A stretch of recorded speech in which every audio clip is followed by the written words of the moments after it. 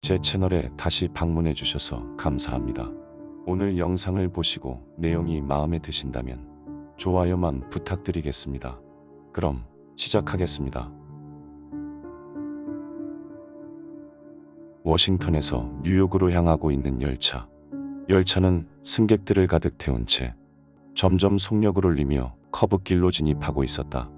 그런데 그때 갑자기 열차가 흔들리며 급정거를 하는 듯 하더니 선로를 벗어나 옆쪽 공터로 내팽개쳐졌다. 미국의 국영철도 회사 암트랙. 1971년에 설립된 준공기업인 암트랙은 미국 내 46개 주와 캐나다의 3개 주를 비롯해 무려 500개 이상의 목적지에 운송 서비스를 제공하는 회사다. 또한 암트랙은 매일 300대 이상의 열차를 운영하며 미국 전역을 누비고 다니고 있는데, 그러다 보니 설립 이후부터 줄곧 크고 작은 사고가 빈번히 발생해왔다. 특히 2015년 필라델피아에서 발생한 암트랙 열차 사고는 탑승객들에게 또 한 번의 비극적인 트라우마를 심어주었다. 뉴욕, 워싱턴 DC, 필라델피아 등이 위치한 미국 북동부. 이곳에서 암트랙이 운영하는 철도 서비스인 북동지역은 주로 뉴욕시를 경유하는 열차를 운영 중에 있었고, 2015년 5월 12일 당시 워싱턴에는 이제 출발을 하기 위해 준비 중인 암트랙 188이라는 열차가 있었다. 열차는 이제 막 워싱턴 DC의 역에서 출발해 뉴욕으로 가는 철로에 올라 운행 중이었고, 곧 펜실베니아주 필라델피아의 켄싱턴 지역에 진입한다. 현지 시간 밤 9시 20분경 필라델피아의 30번가 역을 벗어난 열차는 얼마 가지 않아 프랭크포드 교차로에 진입하는데, 이때 열차는 4개의 선로 중 가장 바깥쪽인 사선로를 달리고 있었고, 곧 교차로를 가로지르기 위해 커브로 진입한다. 그런데 그때 커브로 진입하던 열차가 갑자기 요동치기 시작했고, 이상이 생긴 듯 멈춰서는가 싶더니 갑자기 철로를 벗어나 옆으로 굴러간다. 이로 인해 8량의 열차 중 7량의 열차가 탈선하였는데, 그중 3량은 옆쪽으로 굴러떨어진 형태였고, 또 다른 3량은 일반적으로 탈선된 형태였으나 나머지 1량의 열차는 형체를 알아보기 힘들 정도로 완전히 구겨져 버렸다. 사건 발생 후 즉각 현장에 도착한 구조대는 유압식 절단 장비를 이용해 구겨진 열차 안으로 진입하거나 크레인을 이용해 전복된 열차를 들어 올려 안쪽에 갇혀있는 생존자들을 구조하기 시작하였고, 일반적인 형태로 탈선된 열차 안에 있던 승객들은 다행히도 스스로 걸어서 열차를 빠져나올 수 있었지만 대부분 부상을 입은 상태였다.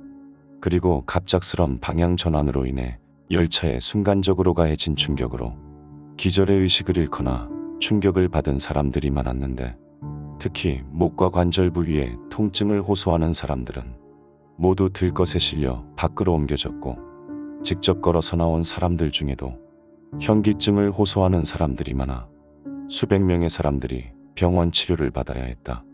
사건 이후 조사 초기에 제기되었던 특정 발사체에 의한 열차 공격 의혹은 미연방수사국의 조사로 인해 전혀 관련 없음이 밝혀졌고, 동시에 이루어진 미국 교통안전위원회의 조사로 열차 탈선의 원인은 전적으로 운전수 브랜든에게 있음이 밝혀졌는데, 그는 커브 구간 진입 1분 전 시속 110km로 운행을 하였고 16초 전에는 무려 160km까지 속력을 올렸는데, 이는 커브 구간의 제한 속도였던 시속 80km를 2배나 초과한 속도였다.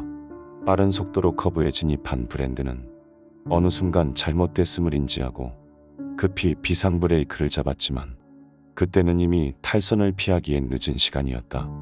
이후 조사팀은 브랜든의 정신 감정과 음주, 전화 사용 등 여러 가능성을 열어두고 그를 조사하였지만 특별한 흔적이 발견되지 않으면서 오로지 착각에 의한 상황 판단 실수로 보아 명백한 인재로 조사를 마무리하였다.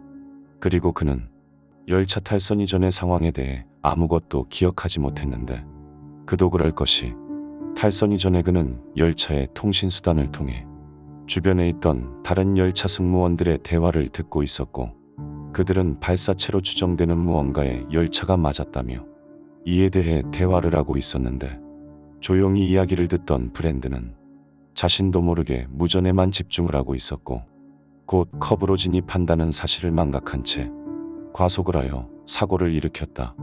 사건이 난 이후에야 정신을 차린 브랜드는 자신의 가방에서 직접 전화를 꺼내 911에 신고하였지만 그때까지도 무슨 일이 벌어졌는지 정확히 인지하지 못했다.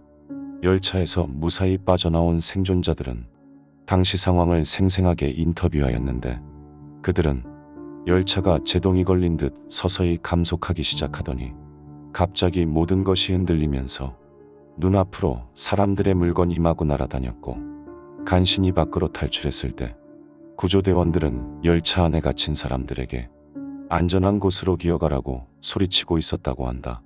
그리고 당시 열차에는 전 하원 의원인 패트릭 머피가 타고 있었는데 사고 당시 부상의 정도가 심하지 않았던 그는 현장에 머무르며 사람들의 대피를 도왔고 이로 인해 여러 매체로부터 참사의 영웅이라 칭송받으며 공로를 인정받았다.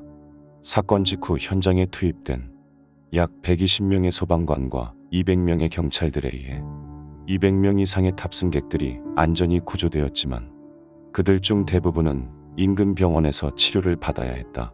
그리고 사건 발생 2일이 지난 5월 14일 구겨진 열차 안에서 마지막 인원이 수습되며 총 8명의 사람들이 세상을 떠난 것으로 확인되었고 열차를 운행했던 운전수 브랜드는 가벼운 다리 부상과 뇌진탕을 입었지만 무사히 생존하였다. 사건 직후부터 이어진 100건 이상의 소송은 3에서 5년의 시간이 걸릴 것으로 예상되었으나 회사와 피해자들 간의 빠른 합의로 인해 2016년에 모든 절차가 마무리되었고 암트랙 측이 피해자들과 그 가족들에게 2억 6,500만 달러를 합의금으로 지불하기로 하였다.